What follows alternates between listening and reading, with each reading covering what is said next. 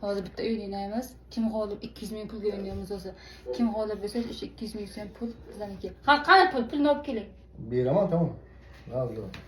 Короче, O'rtaga qo'yaman. O'rtaga qo'yaman. Jangulga 3 marta yursa agar, masalan, jangulga 1 marta ketadi, ha? Sen tuflaysan, qaytib yana o'rtaga keladi, ha? Aha. Yana qaytib jangul uspek qilib sразу ketirsa agar ikkinchi marta beradi. Hoş, u ham flash kerak, mana ham flash kerak. Shu futbolda gapda. Sizda?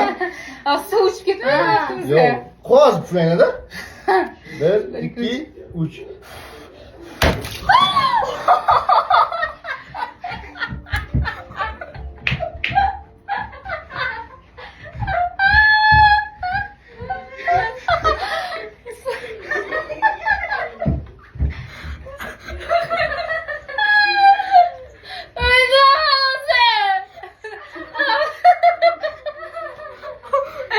İkisi birin öyle.